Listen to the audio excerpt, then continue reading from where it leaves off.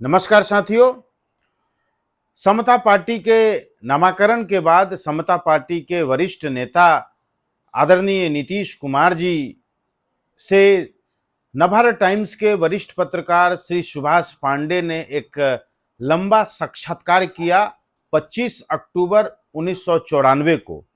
और इस बातचीत में, साक्षात्कार में नीतीश कुमार जी ने समता पार्टी की नीतियों, कार्यक्रमों और लालू सरकार के खिलाफ आगामी रणनीतियों पर विस्तार से चर्चा करते हुए बहुत सारी बातों को उन्होंने कहा। हम उनके द्वारा कही गई बातों को आपके समक्ष पढ़ करके मैं रखूंगा कि किस प्रकार से समता पार्टी आगामी चुनाव में जाएगी, समता पार्टी का क्या कार्यक्रम होगा, क्या नीति होगा, क्या घोषणा होगा। आइए हम उसको जानते हैं। पटना 25 अक्टूबर। विधानसभा चुनाव के बाद बिहार में समता पार्टी की सरकार बनी तो भ्रष्टाचार उन्मूलन और कानून व्यवस्था की बहाली को सर्वोच्च प्राथमिकता दी जाएगी। सांसद नीतीश कुमार का कहना है कि भ्रष्टाचार को खत्म करके और कानून व्यवस्था की स्थिति में सुधार कर देने मात्र से राज्य की आधी समस्या स्वतः समाप्त हो जाएगी।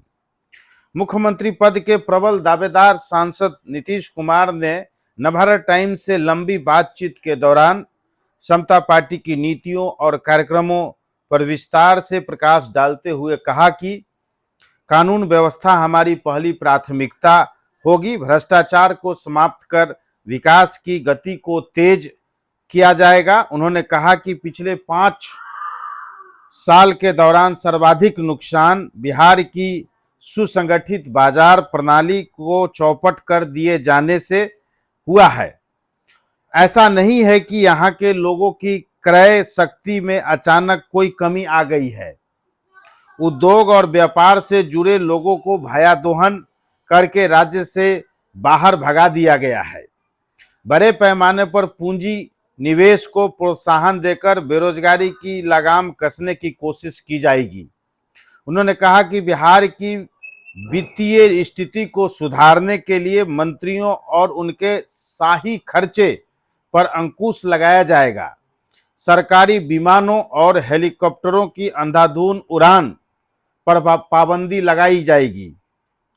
गैर योजना खर्च में कटौती का हर संभव प्रयास किया जाएगा, लेकिन इस बात का ध्यान रखा जाएगा कि सरकारी संपत्तियों के रखरखाव में किसी तरह की कोई कमी नहीं आने दी जाएगी।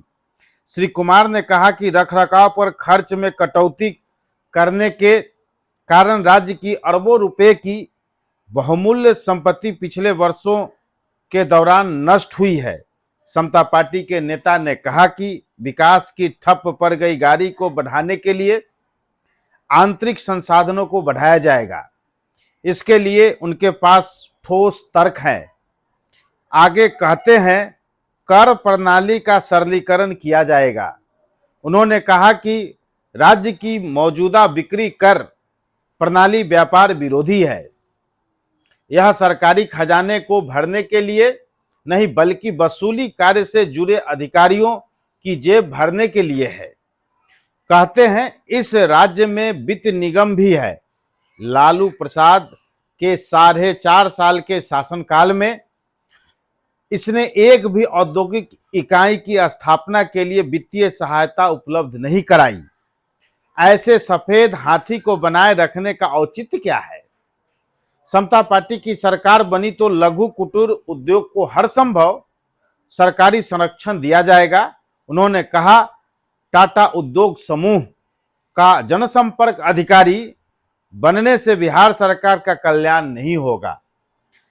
टिस्को द्वारा वर्षों से बिहार से करोड़ों रुपए का मुनाफा कमाने का बिहार वासियों को क्या मिला?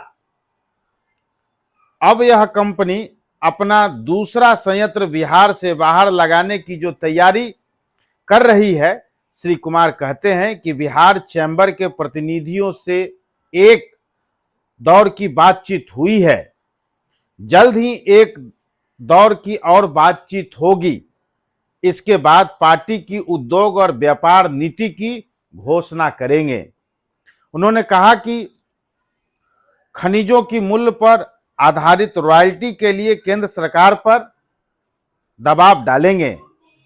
श्री कुमार ने अफसोस जाहिर करते हुए कहा कि बिहारी सांसदों को राज्य सरकार की ओर से समय पर जानकारियां उपलब्ध कराई गई होती तो मूल्य पर आधारित कोयले की रॉयल्टी दर इस बार ही लागू कराने में सफलता हासिल हो जाती। उन्होंने कहा कि समता पार्टी की सरकार बनी तो बिहारी सांसदों को हर तरह की अद्यतन सूचनाएं उपलब्ध कराकर केंद्र सरकार से केंद्रीय सहायता, साख जमा अनुपात, रेल, सड़क और बिजली उत्पादन के क्षेत्र में हो रहे भेदभाव के खिलाफ सशक्त आंदोलन चलाएंगे। उन्होंने कहा कि साख जमा का राष्ट्रीय औसत 60% है, जबकि सार्वजनिक बैंकों की उपेक्षा के कारण बिहार में यह औसत घटकर 38% हो गया है। मुख्यमंत्री लालू प्रसाद ने इस दिशा में कोई पहल नहीं की, जिसका खामियाजा आज बिहार की गरीब जनता भुगत रही है। सांसद नीतीश कुमार का केंद्र सहायता के संबंध में स्पष्ट नजरिया है। वे कहते हैं, देश की आबादी में हमारा 10 हिस्सा होता है, इसलिए 10% केंद्रीय सहायता भी बिहार को मिलनी चाहिए। उन्होंने कहा कि प्रधानमंत्री नरसिम्हा राव के सौदेबाजी करके इसे हासिल नहीं किया जा सकता। मुखर होकर बिहारी सांसदों के साथ मिलकर केंद्र के खिलाफ हमारी लड़ाई लड़नी होगी। मुझे पता है कि संसद में राज्य की लड़ाई के लिए कौन कौन से औजार की जरूरत पड़ती है। समता पार्टी की सरकार बनी तो बिहार की वाजिब हक दिलाने के लिए संसद सदस्यों का प्रेशर ग्रुप तैयार करेंगे। उन्होंने कहा कि केंद्रीय सहायता प्राप्त करने के जो मापदंड हैं, उसके अनुरूप पात्रता तो साबित करनी ही पड़ती है। श्री कुमार ने कहा कि पिछले कुछ वर्षों के दौरान बिहार को करीब 500 करोड़ की केंद्रीय सहायता से इसलिए वंचित होना पड़ा क्योंकि राज्य सरकार ने समय पर कार्रवाई नहीं की। श्री कुमार ने कहा कि समता पार्टी छात्र युवा नीति तैयार करा रही है। शिक्षण संस्थानों में पढ़ने और पढ़ाने वालों के लिए स्वस्थ माहौल देना हमारी प्राथमिकता होगी। विश्वविद्यालयों के शिक्षक और शिक्षकेतर कर्मचारियों को समय पर वेतन की गारंटी होगी। विश्वविद्यालय में काम करने वालों को क्या भूख नहीं लगती? पिछले 2-3 सालों से इन्हें कभी भी समय पर वेतन नहीं दिया गया। ऐसे में विश्वविद्यालयों में अराजकता नहीं तो और क्या होगा। बातचीत को आगे बढ़ाते हुए कहते हैं, शिक्षक संस्थानों में अराजकता के कारण ही आज 80,000 से अधिक बिहारी छात्र दिल्ली में शिक्षा प्राप्त करने के लिए विवश कर दिए गए हैं। इनकी शिक्षा पर खर्च होने वाले सालाना करोड़ों रुपए के खर्च से राज्य को वंचित होना पड़ रहा है।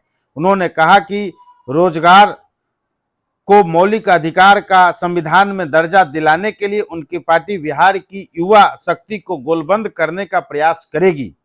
समता पार्टी के नेता ने कहा कि अल्पसंख्यकों की मौजूदा स्थिति पर काला दस्तावेज जारी किया जाएगा।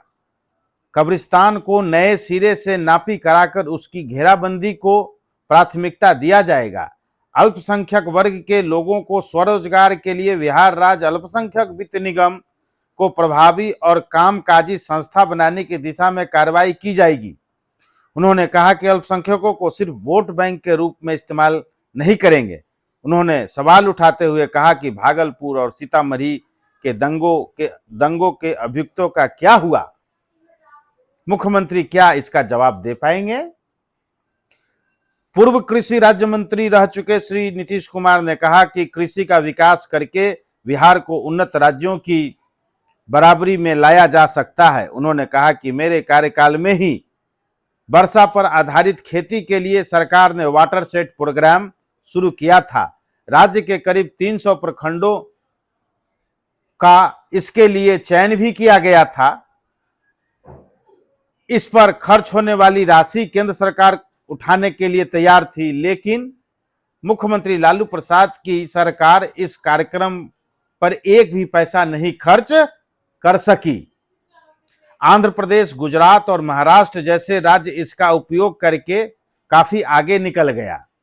उन्होंने कहा कि बिहार सरकार की कारगुजारियों के चलते मुझे संसदीय समिति का अध्यक्ष होने के बावजूद बिहार को लेकर मेरा मजाक उड़ाया गया। यह कहना गलत है कि झारखंड अलग हो जाने से बिहार के लोग भूखे मर जाएंगे। वे कहते हैं यह बिहार के लिए पुरुषार्थ पर हमला है।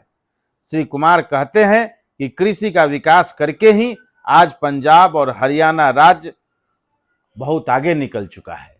नमस्कार साथियों, आगे के वीडियो में हम आगे की बात करेंगे। धन्यवाद।